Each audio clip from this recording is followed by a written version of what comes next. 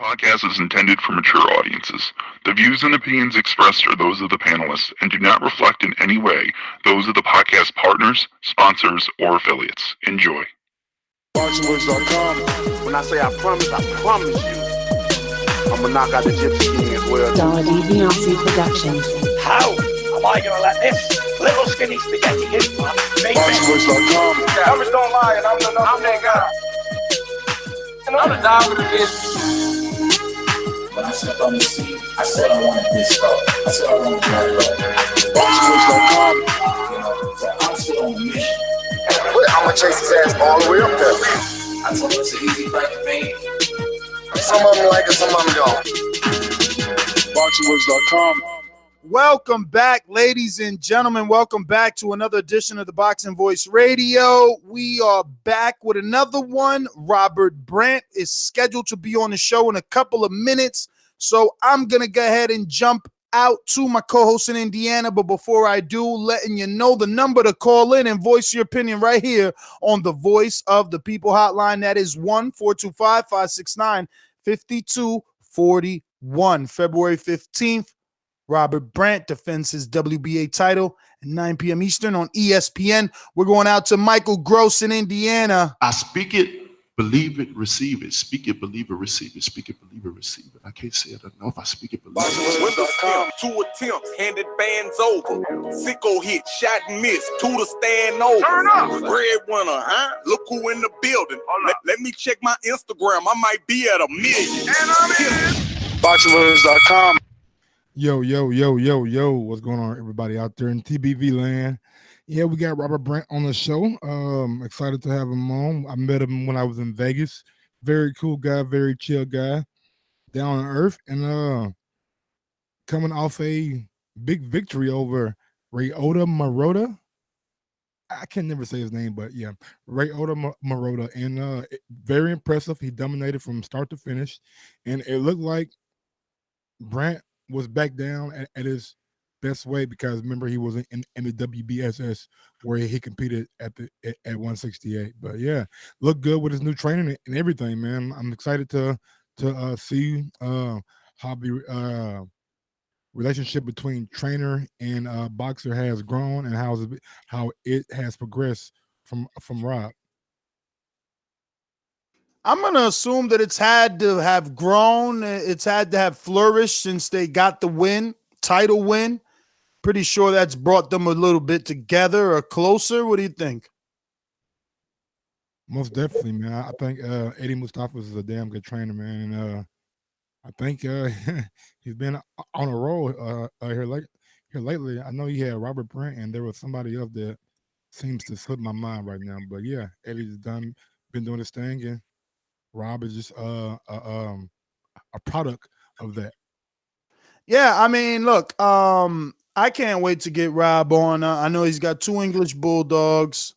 Go ahead. I was going to say, for everybody who doesn't know, Robert Brant is a Patreon member. So he's been a Patreon member. Yeah, he's been one for a long time, like way before I ever joined the show. But we do have Mario, so I'd like to bring Mario on once it gets settled. But yeah, Robert Brant been a Patreon member for a long time, so big ups to him for supporting the show and just helping out, man. Thanks, Rob. Yeah, man, definitely a good guy. Was very happy for him on his win. We actually watched that. I believe on the way back from Alabama, right? Well, we seen it in the hotel, and then we watched it again in the car.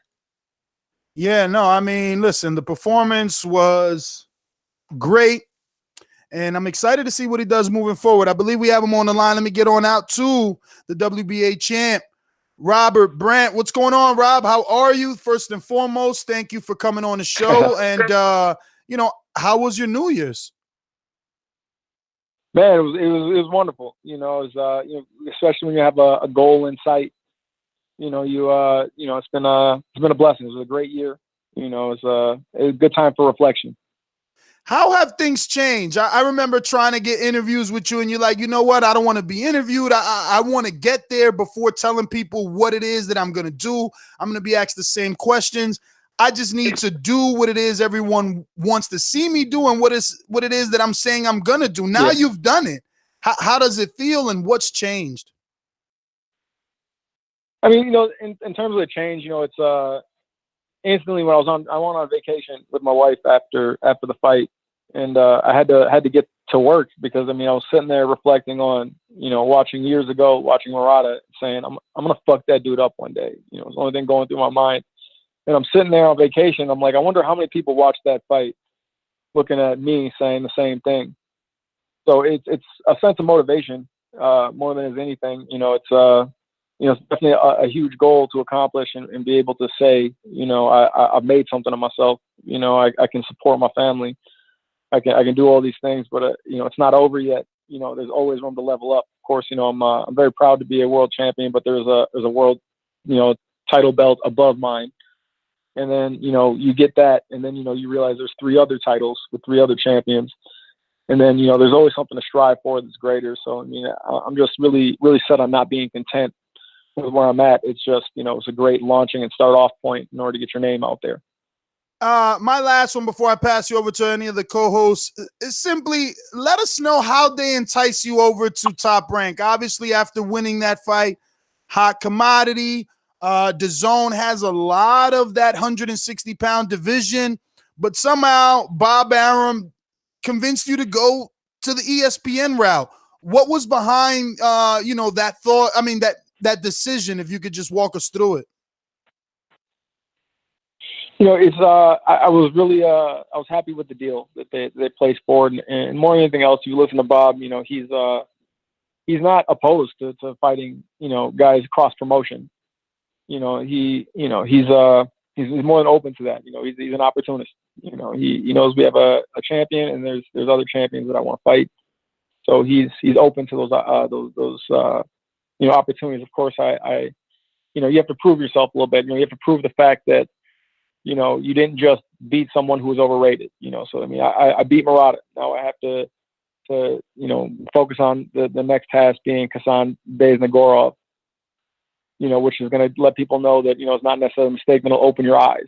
Open the public's eyes to the talent level, and that I'm a real fighter, not just somebody who was waiting to get beat. And then once you open those eyes, and then it's the people ask for. If you start calling out everybody, I'm always going to get the best deal, opposed to when the people want to see a fight. And he's got full understanding that, once it comes down to that point where the people start asking, we need to see Rob Brant against this person or that person, he's willing to make those deals. Hey, Rob, Mario Munguia here. I just want to piggyback off that real quick. Were there any initial discussions about, joint promotions or any specific fights that you'd go after at this point? I've always said this in the past. I've gotten in trouble beforehand and took my first loss kind of looking past somebody. I looked past an aging guy that I felt like had nothing for me, and I'm already looking forward to fighting Callum Smith in the tournament. So, of course, you watch boxing a little differently once you have a title of any kind. But I'm totally focused on Baysangurov being the next assignment February 15th. Absolutely. Now, looking forward to that fight. You had talked with us in the past about, wanting the title, wanting those names, waiting until you got to that moment.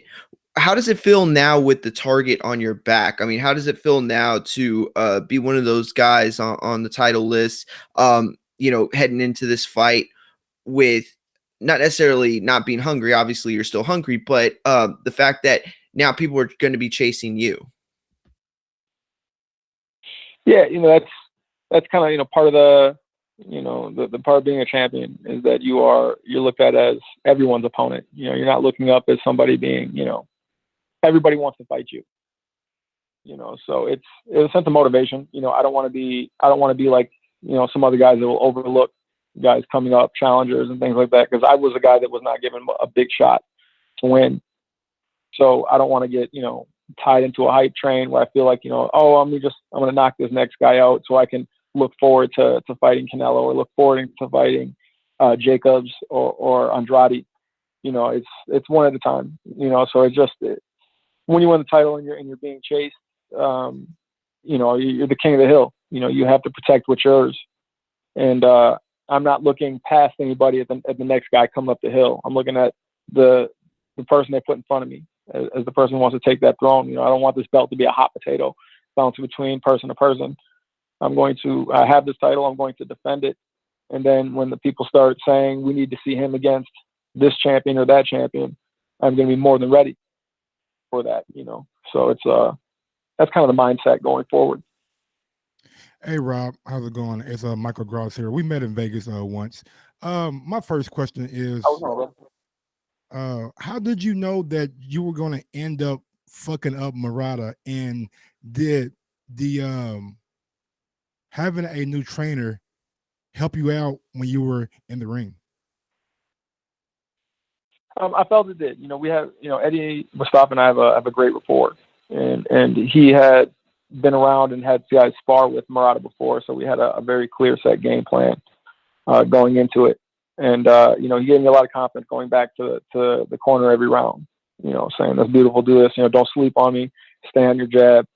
It's not as much of an individual sport as people give it credit for. Of course I'm the person in there fighting, but there's sets of eyes on the outside of the ring that you don't have, and I trust them. So Rob, whose idea was going back to Minnesota? Was that part of the contract where you're like, look, we'll resign, but I want to get a hometown fight? Or was this just Top Rank and Bob Arum promoting properly? I think it's them promoting properly. For me personally, I chase the bag. So it's not like I'm just, I need to fight at home and I'm going to, I always want to, be in the comfort of, be fighting around my family and friends and things like that. I'm definitely feeling very fortunate, lucky to be able to defend at home. I'm very excited, but it doesn't matter, where the fight is. The ring is the ring, no matter where you go. Now, Rob, I'm definitely very excited to be able to fight at home. Now, Rob, actually, before you came on, we were talking about the, I guess, connection that you've made with Eddie at this point. Can you talk to us a little bit about y'all's relationship and how it's developed, since these past fight? Yeah, he's we're close, which is very nice, and he's a no BS type of trainer. He knows what needs to be done, and we're really getting to know. He knows what a lot of my talents and strengths are going to be, and he plays to those. And anything that he feels like needs work, he really attacks that. And he goes after that. He's trying to make it a complete fighter. He takes the talent that I have, and he molds around that, opposed to some trainers might try to make you something that you're not. He really made me. He's looking forward to, I'm an athletic fighter that likes to move and throw combinations. And he, really focuses on that. It's a training style in which he thrives in. So it's been a great rapport, and I feel like we're very close. We see each other every day other than Sunday. So it's, I'm here for 8 weeks at a time before every fight, and not including the times I come in, just kind of little check-ins. In between fights, I'll come in and just for 4 or 5 days and just make sure that I'm not, backsliding. Every camp, you build on what you did last time. This time we came into camp and we're already, in what I consider dog shape. We're, running the mountain every Saturday. We're putting the sparring rounds. It's been very, very clean, very smooth. Every camp from this point forward should be your best camp. And I definitely feel like we've built on it, and we're going in a great direction in order to not just keep the title we have, but move forward and eventually get some of these other titles. In a perfect world, and you get past your February 15th opponent, I don't know how to say his last name, so I don't want to butcher it. What other titleists would you want to go after? And has Top Rank reassured you that they will be able to get you these fights? They are at the point where they're saying, the ball is in your court. You're going to, if you want to fight these guys, we'll find a way to, get you these titles, to give you the opportunity for these titles. But like I was saying in the past, once they said, they started throwing names out, we have this undefeated Russian fighter in front of us. that's the only thing I've been thinking about. So I haven't really thought about, what champions I'm going to go after next. Of course, you look at all of them as potential opponents, but what's first and foremost is, you don't get those fights unless you win the fight in front of you. So, I'll kind of do what I call a debriefing after, the lock on my next fight. And I say, all right, what are we looking at next? What do we want next? And then, I'll really start to sit down and really think about it from that point forward. And then that's where we'll go from negotiations. But I think, my main focus right now is to show the fans that, it's not a fluke fight, show the fans that, it's, then my last fight is just, I wasn't beating someone who was ready to be beat, that I'd be a champion. And then I go forward and I defend it. And then that'll open people's eyes a little bit more. And then I think that's when they're going to start calling for the bigger fights. And then I think that's also, where you get paid better is when everybody wants you guys to fight. Quick follow-up.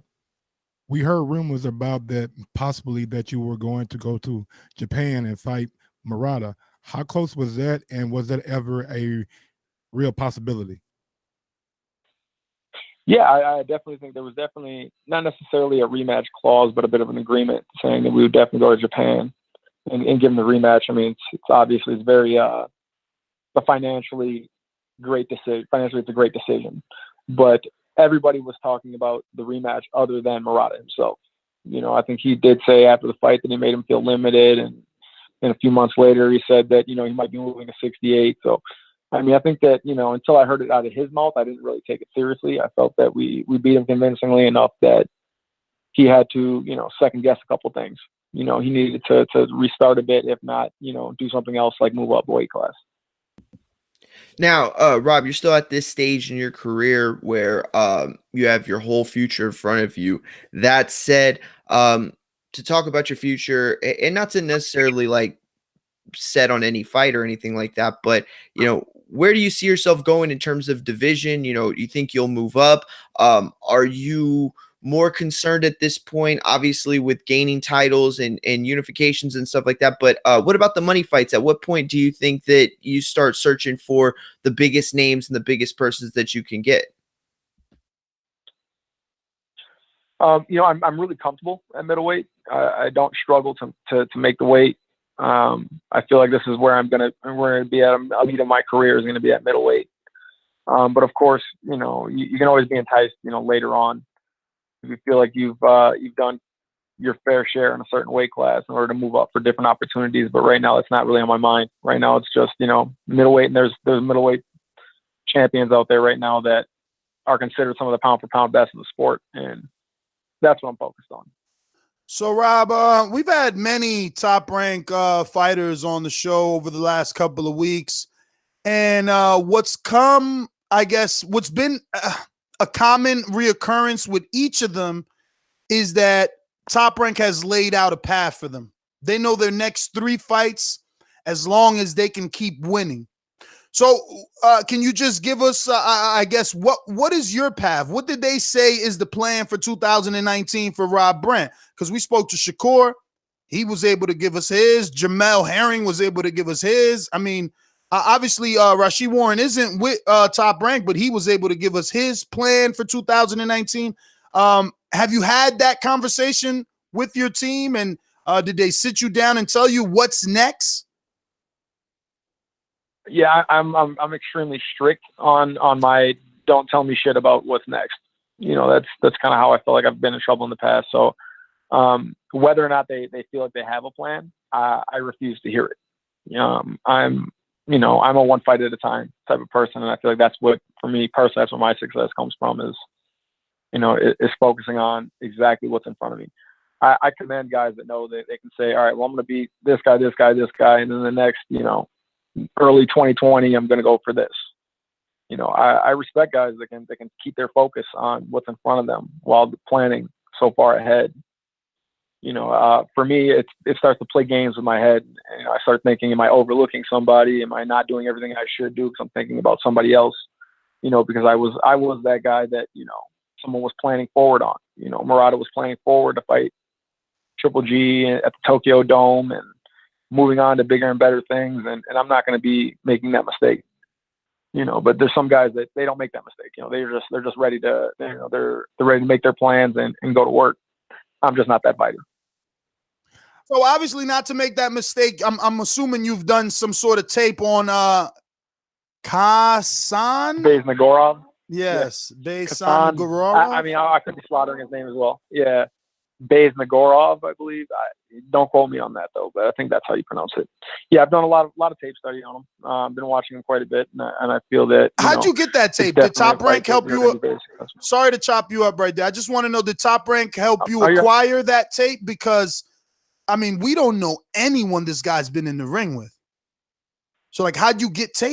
Yeah, I've watched. I mean, all of his stuff is last. I mean, most of his fights are actually, a lot of them anyway, are on YouTube. So that's just I didn't feel the need to go forward and get further tape studies. I have his last 3 fights.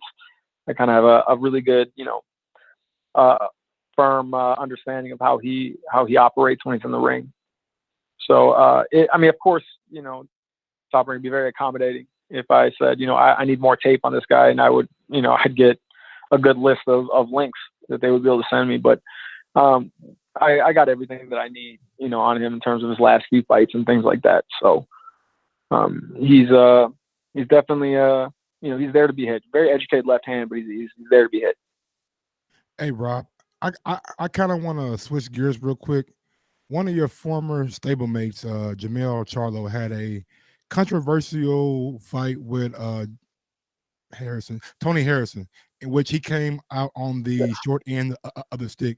Did you watch that fight? Yeah. And if so, how did you see it going? I mean, my first viewing when I'm just watching the fight and I was watching it live, the first thing that pops in my head is, man, they got him. I thought that Jamel won the fight.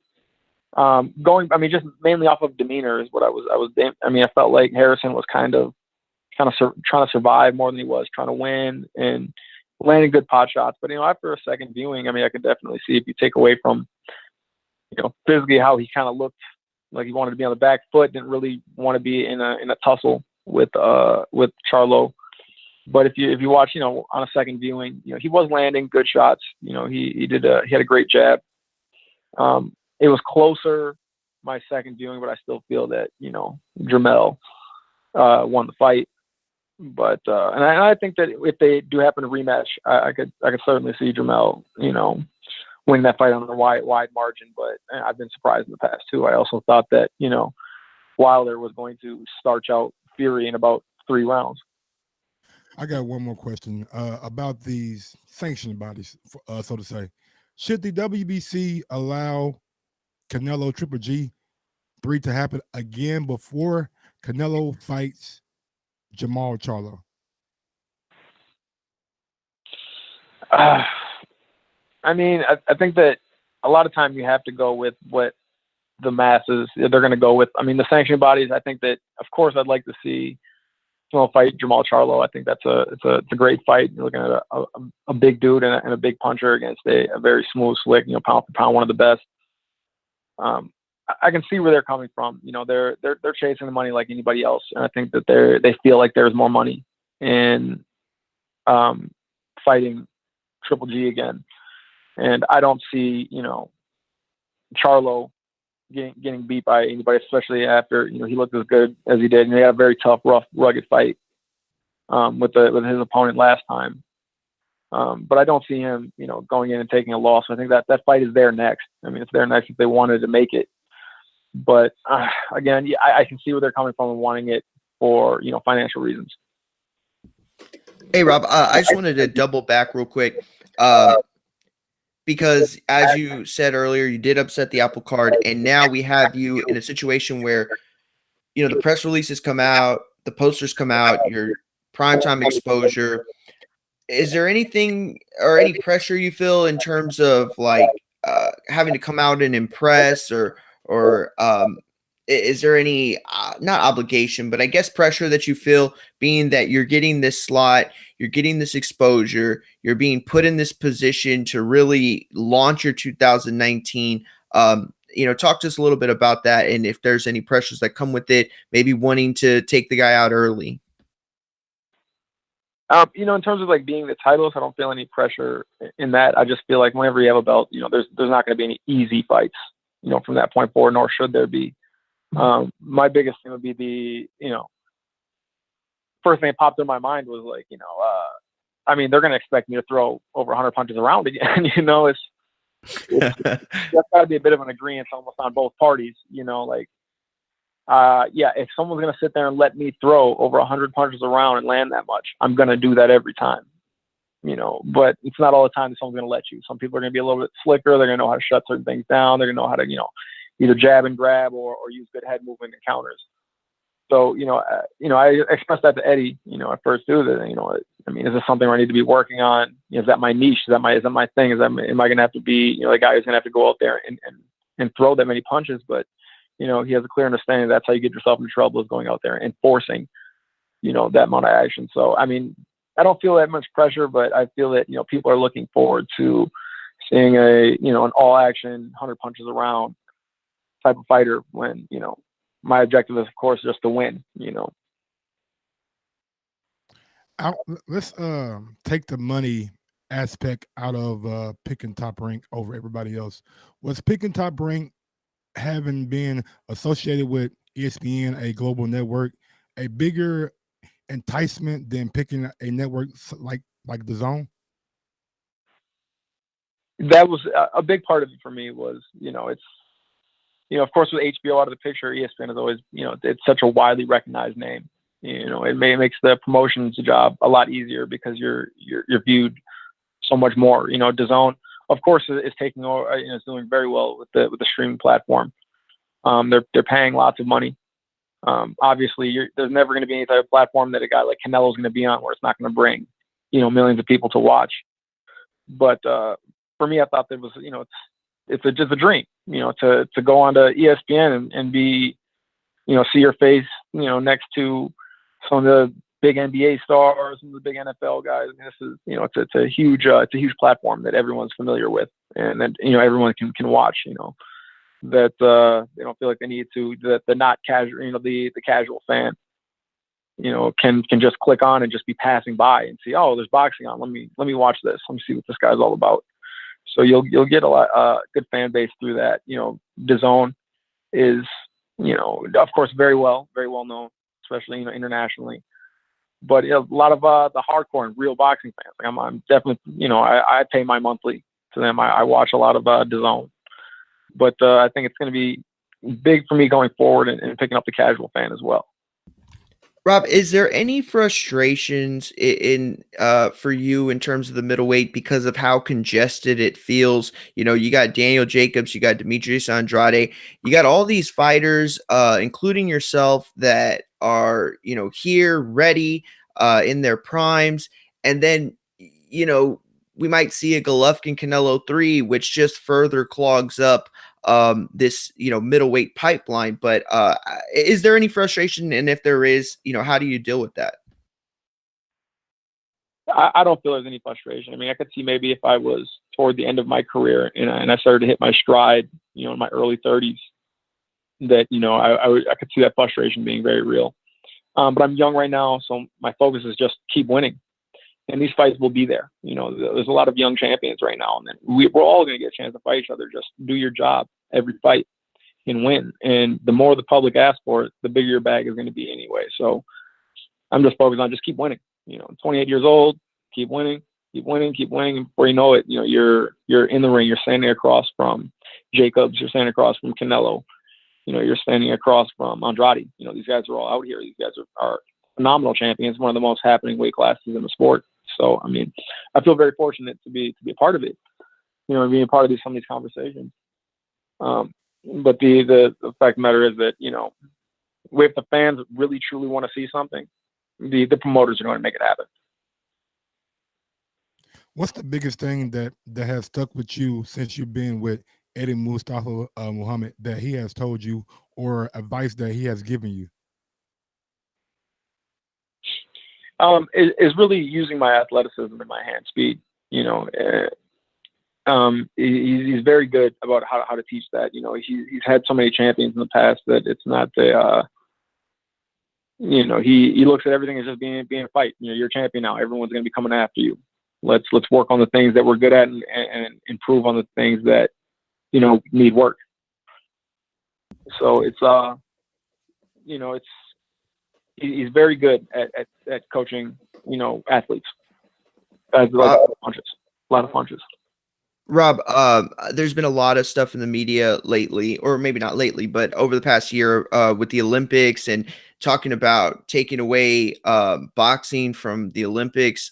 You have a very stellar amateur pedigree. Just what do you think about some of that stuff that's been in the media in terms of them taking away Olympics? How detrimental could that be to some fighters' careers? And, how big a mistake do you think it would be? I mean, I think you're going to see guys going pro a lot earlier, of course. But I mean, this has always been something I've been hearing since, I was a junior, that they were talking about getting rid of the boxing. I mean, I don't buy it until I really see some moves getting made and they're, I understand they're getting rid of some weight classes and they're splitting it up, between women and men boxing, and there's going to be a few less weight classes, and I get that, but I don't see it happening anytime soon. But we'll see. Again, this is something I've heard since, 2007. When I was sitting in the national circuit, they were talking about getting rid of boxing or eliminating a majority of the weight classes. Just to go back to the Charlo Harrison, not really talk about the fight, but talk about the judging. Is there anything that boxing can do to make it more clear cut, like the NFL, NBA, like other sports where they have a set score? There's gonna be problems with that too. I mean, boxing is subjective. That's it's a tough part about being a judge. I mean, obviously sometimes people are going to favor, the guy stepping forward, landing, a shot that's worth 3 of the other guys, but the other guy lands 4 times the amount of punches. Sometimes people like to see the stalker, sometimes people like to see the art. So it's such a subjective, scoring that there's always going to be, you just got to bring your judges with you. If you can get in there and you make it extremely clear, or you can get the person out of there, do that. That's the only part that's in your, you control. It'd be nice to say we're going to switch everything up, but there's always growing pains whenever you switch it. If you look at when they switched from the point scoring system into the 10-point must system in the amateurs, and took the headgear off, there's growing pains with that. You switch the scoring that's been happening for this long. There's going to be growing pains with that. So it's a lot of it is, all you can do is win the fight. So, Rob, you're going. Oh, I'm sorry. Go ahead. I'm sorry. Go ahead. No, so I was saying you're with the leader in sports. So talk to us. What do you got? Any predictions for the Super Bowl? Have you been keeping up? I know you're busy with training, but what are your predictions? Oh man, this is so embarrassing. I gotta fake it every time I go to the barbershop, but I don't really watch the NFL. I don't watch any other sports other than boxing. So I guess I got to admit it at some point. I don't watch. Of course, I'll watch the Super Bowl and I'll watch the big games here and there, but I don't know what I'm looking at really. I just like to see a good game. I like to see the aggressive hits and things like that. So I'm just hoping for a good game. Well, you know what? I think at least you watch boxing, because man, I can't tell you how frustrating it is when we have fighters on that don't even watch boxing like at all. So we'll talk about a little. We'll talk a little bit boxing. Joshua Wilder, if that fight were to happen tomorrow, who are you picking and why? I personally, I can never count against Wilder. I can't bet against Wilder. He has the great eraser. Of course, people are always going to point out fundamental mistakes that he has, but you can have as many fundamental mistakes as you want, and if you land a full glove on someone's head, the fight is going to be over. Of course, there's rare cases, like Fury, who got up from a shot that it was like nothing I've ever seen before. I literally yelled out, "He's dead," when that left hook landed. And then we got up. It was like a scene out of Rocky when Apollo Creed put Rocky down, and all of a sudden he gets back up, and that oh shit face. Definitely. But I can't bet against Wilder. I just think that power is, once a generation. Once every few generations. This man has bent steel pins that were in his hand. This is not a game. So I'm always going to go for Wilder. against anybody that he fights. But I mean, with the heavyweight division, like, it only takes a clean one, you know. So, but I'm always going to go for Wilder. I think that Josh was definitely very clean, fundamentally sound, you know, well educated, good amateur background. But his chin can be touched, and I just think if your chin can be touched and you can go down, you could probably get knocked out by Wilder. More than likely, you're going to get knocked out by Wilder if he touches you. So, I'm always gonna I'm riding for Wilder. I mean, until he says he's done. So I'm gonna go ahead and change it up. I know Mike's gonna probably bring it back to boxing, but I'm gonna get totally personal here. I mean, not totally. It's not anything like that. It's more about the dogs, because I had an English bulldog. Mine's passed away, and it's time. I'm on the hunt. I've been searching. I want one, and I just want to know, I guess, the names of yours and the process, because I spoke to your wife a bit. And I know it's a bit of a scary process. I'm talking to all these breeders. They just want your money. Like, send me the money, I'll send you the dog. It's like, whoa, I'm from the hood. I ain't sending nobody no money, nothing up front. Yeah, no, I'm an English bulldog fan. I had Cane Corsos before I had English bulldogs. I don't suggest Cane Corsos for anybody that doesn't have the time to really train and know your dogs. I mean, those things are meant to really hurt. You know, they're working class dogs, but English bull, I mean, I love them, man. They're I mean, especially if you're in the city, they're a city dog. You know, you walk them a mile, they're done, you know, for the week. You know, I like dogs. You know, I love my English bulldogs. I would say, you know, do your research though, because I mean, they're, you know, English bulldogs. I'm in the vet every other week. Oh no, believe me, I know. Like I said, this is going to be my second one. I had one already, so I know that they're a handful. They're not for everyone, but yours seem extremely healthy. And you made the move to Vegas, or are they back with your wife and you're in Vegas for training camp? Because no, they're with my wife. I just, you know, I try to really seclude myself at training camp, just for the simple fact that, you know, my wife will come down for a day or two once a camp for a couple of days. But, you know, there's a time for love and affection and being taken care of. You know, when you're in camp, you better be learning to take care of yourself, because no one's going to be in there when you're fighting. So, I mean, when it comes down to the dogs and stuff like that, I leave all that, you know, to my wife. But damn, whatever happened to man's best friend, huh? That is my man. That is my best friend. But I don't need friends right now. You know, I need, you know, I need to have to learn how to, you know, pick myself up out of the gutter if I need to. You know, I don't need a CNI dog for that. I gotta do it myself. So what did you end up naming him? Oh, Boogie. That's my man is Boogie, and we got Basil, my wife's English bulldog. Mine's Boogie. Okay. Yeah, he's a handful, man. He's, you know, I've never really enjoyed having very smart dogs, and so I was very fortunate to have Boogie, because this dude, yeah, he can't figure it out. So now, how long have you had them? Boogie, shit, coming on 3 years. Coming up, he's coming up on. No, he won't be 3 until. Yeah, actually, no, he is 3. I take that back. He is 3, and Basil's like 2.5. Basil, that's crazy. So what's the biggest major issue, I would say? Because I had to get like the whole allergy. Mine's had to do like the whole allergy test where they shoot them up with like 100 different things to find out what she's allergic to. Yeah.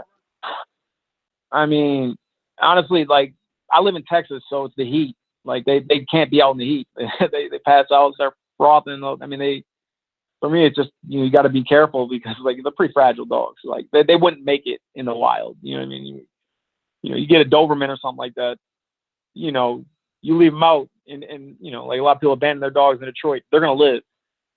Shit, my dogs wouldn't live, you know, 5 days, 4 days out on their own. You know, they need to be taken care of. That's the only thing that, you know, is the thing with English bulldogs, is that, you know, they need a person. Like having a, you know, nothing like having a kid, but, you know, it's about 10%.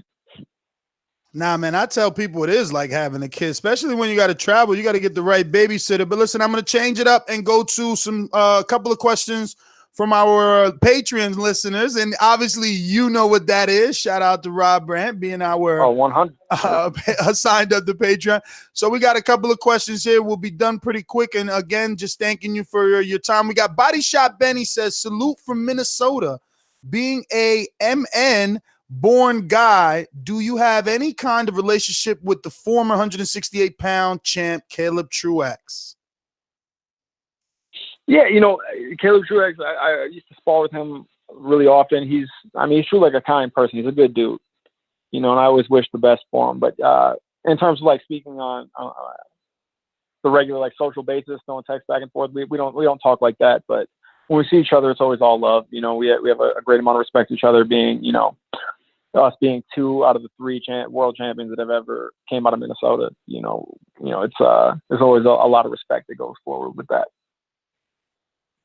So I'm sure you've answered this one in the past, but Trav FDY asks, why did you leave Derek James?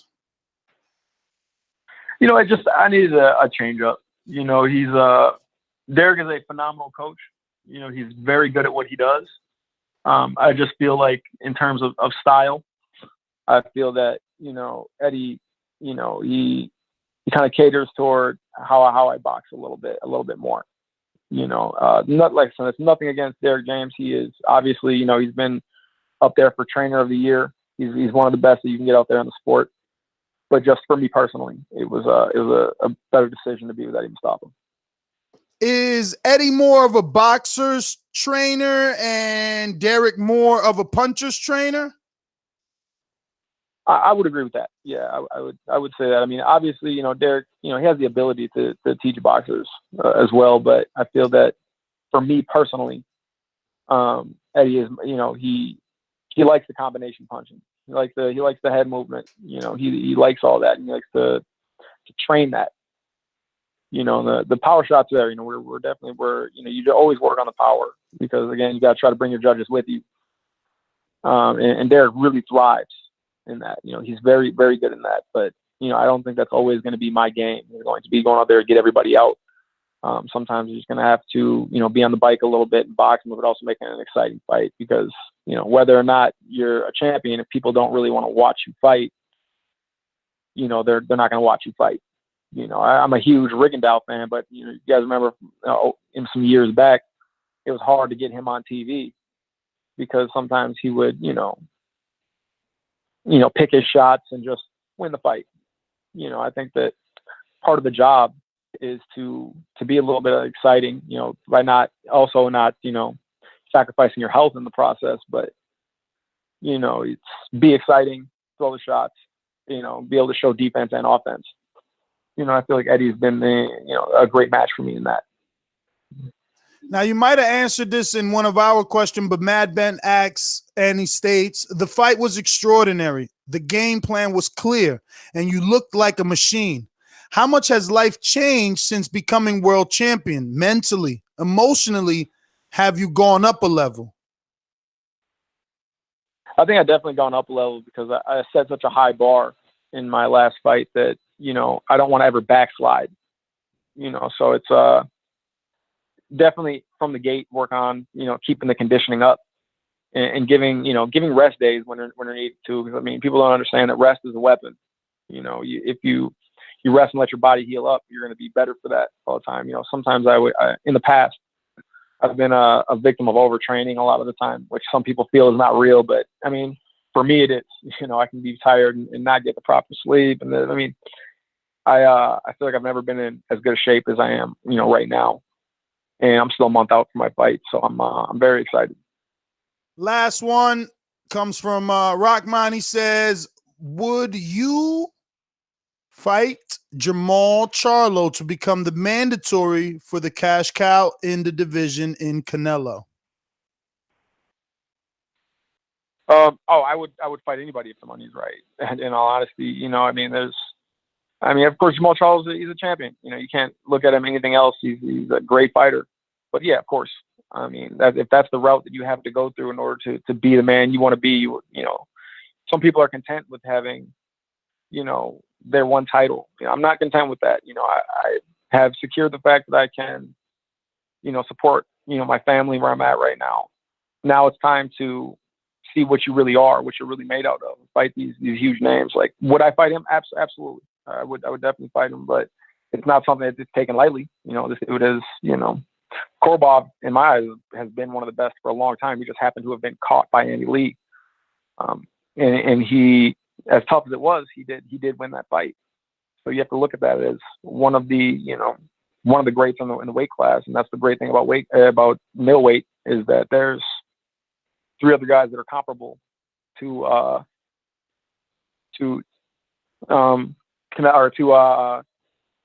Canelo and Jamal Charlo. There's plenty of other guys out there. So there are not plenty of other guys out there, but there's a few guys out there that the fans will look at and say that's a huge fight. That's a champion fighting a champion. And I think that, was it Andrade that recently said that 2019 is the year that champions should be fighting champions. And I think that if you're a champion, that there is no easy fights. Fight those guys. Fight them. I mean, everybody who's a champion, you secure the fact that you make good money. Now let's go ahead and see who's the best. Well, Rob, that is all our questions. And obviously, we want to thank you for coming on. Always a pleasure to have a champion here on the show and Always brag. So thank you so much for coming on. And obviously, we're going to wish you the best in your upcoming fight.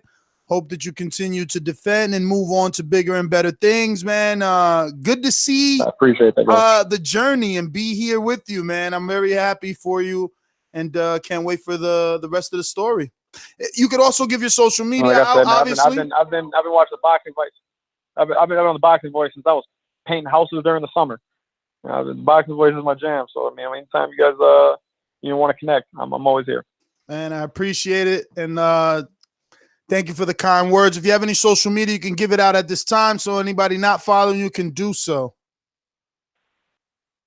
On Instagram, it's at Robert Brant USA, and I'm not the most active social media user, but I'm getting better. Well, there you go. Well, all right, Rob, man, thank you for calling in and being on the show. There you have it. WBA champion Robert Brant in the 160-pound division signed the Top Rank. Hometown fight February 15th, 9 p.m. Eastern on ESPN. Co-feature Joshua Greer from Chicago. Don't Blink coming out with the pillow. Michaela Mayer, the hot Olympian female up-and-coming star. I mean, she's going to eventually clash with Katie, right? Yep. Michaela's at 130, and she's probably going to move up after she get a title to 135. I wonder what's going to happen there. Is Eddie O'Boy O'Pal going to lose that purse bid, or, like what's it going to be? Hey, well, it's a good fight card for sure. Definitely excited. The poster came out and it was just like, wow, this is one I got to catch.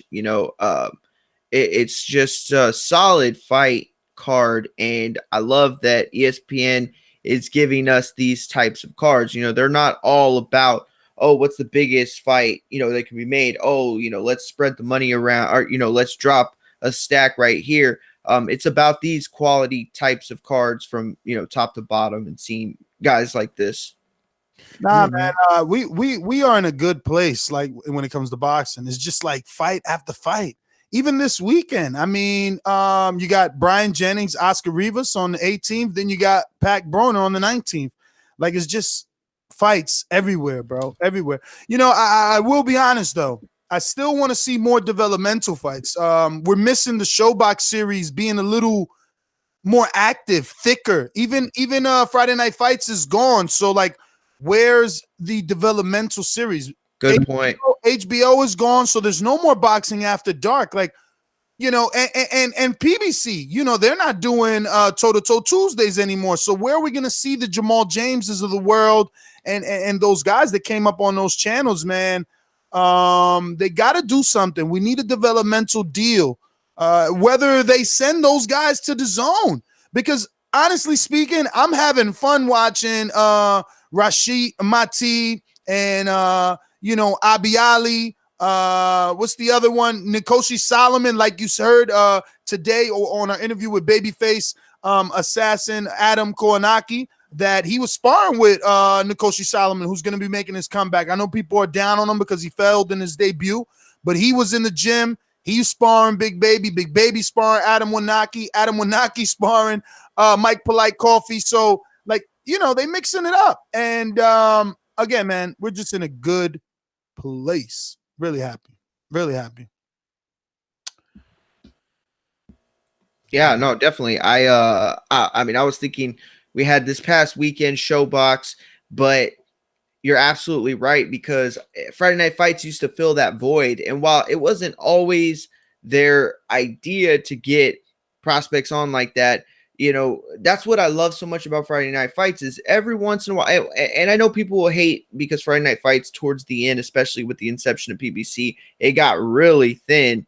But the thing was is that Friday Night Fights always was that avenue. Yeah, sometimes they got that pretty good fight, or, you know, they got a decent name, but for the most part, it was a place that we got to see up and comers and things like that, and that's missing. But boxing as a whole is in a great place. We saw a tremendous fight. I think, obviously, I don't think it's gonna be Fight of the Year candidate or anything, but it was an awesome fight this past Sunday. And then we had, you know, Devin Haney showcase skill, and he was in a decent little fight. So, you know, move on to this weekend. Then the following weekend, we got Munguia. Weekend after that, we got the rematch with Kovalev and Alvarez. I mean, it's just weekend after weekend, we're getting top-notch boxing from everybody. You know, DAZN, too. I forgot DAZN's got a couple coming up. So, yeah. You know, it's funny. The way they're like mixing and matching. Right, it's like, oh, Top Rank loses Andy Ruiz to Al Heyman, but DAZN loses Arthur Beterbiev to Top Rank, and then Top Rank loses, you know, their negotiations with Bivol to somebody, right? To DAZN. I think Bivol went to DAZN. It's crazy how things are mix and matching. You know, I mean, look, Top Rank was heavily invested or interested in Triple G. It said that Triple G is going to DAZN. So it's just funny to see guys landing in certain places. Yeah. Oh, go ahead, Mike. I was saying, yeah, absolutely, man. They're doing a little cross match. But first off, big ups to Rob Brant for coming on the show. We really do appreciate it. So excited to see him get that A-side treatment and get that spotlight on a big network like ESPN.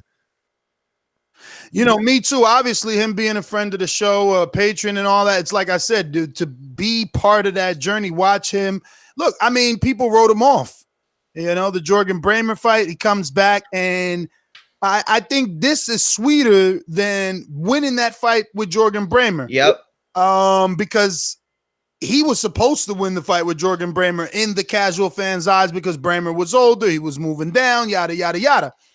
Now in the Rob Brant Toyota Corolla Ryota Marotta fight, it's like Marotta was this hot guy, the hipster's favorite. Everybody, you know, oh, this guy, him and Triple G. It's like he was saying, him and Triple G was the talk of the town, and he upset that apple cart, bro. And you know, for Top Rank to turn around and give him that hometown fight, it's more than just, hey, you beat our champion, because you would figure, I figured immediate rematch. I thought, you know, they were going to be upset that this happened, and Brant's going straight into a rematch.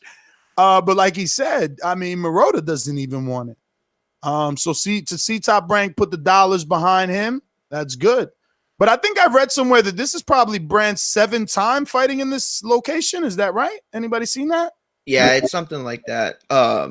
Yeah, they're like, it's weird because I don't want to say it's like, oh, a fight he earned, because obviously it's, you know, it's a fight with the guy who's, yeah, he doesn't have any visual names that we've seen, but he's fought some, you know, guys with experience, and he's coming in undefeated. So he's definitely not a guy to take lightly or say that this is a showcase by any means.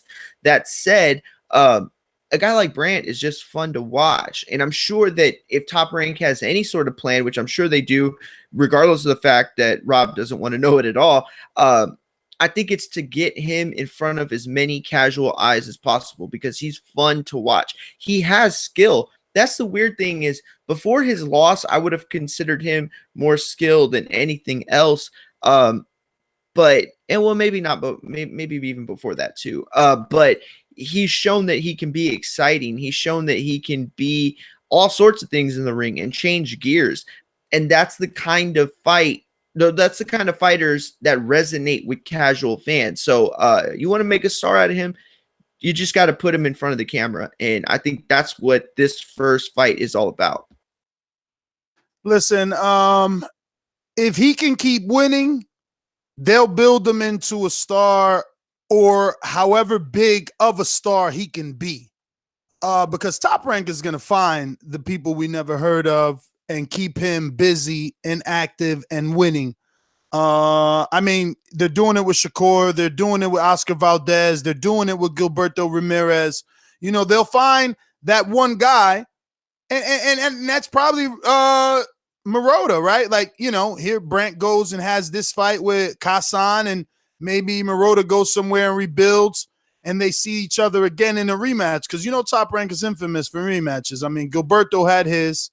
I'm surprised Oscar hasn't had one yet. Valdez, has he had one that I'm not recalling? No. Okay. I believe so. That's probably Quig's fault, right? Everybody probably. Yeah, he couldn't make weight. I mean, yeah, that's true. Yeah. That was a damn good fight, though. Yeah, it hasn't been a rematch. That was a really good fight. Let me see where would they go? Who else do they have? I guess they could try and acquire Billy Joe if they really want to move. I don't think they're going to move that route that just yet. Billy Joe seems a bit more experienced. I know at this point he's a world champion, so, you know, experience doesn't matter. But, you know, Marotta was perceived to be more than Lemieux, but isn't Lemieux, right? Lemieux's at least been in there with plenty of names. And we seen what Billy Joe did to him, to Willie Monroe. You know what would be a great fight for him? He should ask for it. Get them asking. Jeff Horn. Jeff Horn just moved up the 60s, got that big name. Got the residual from the Pacquiao, calling out, you know, Canelo at 60, beat Mundine at 60. You know, I like that. That's a decent fight.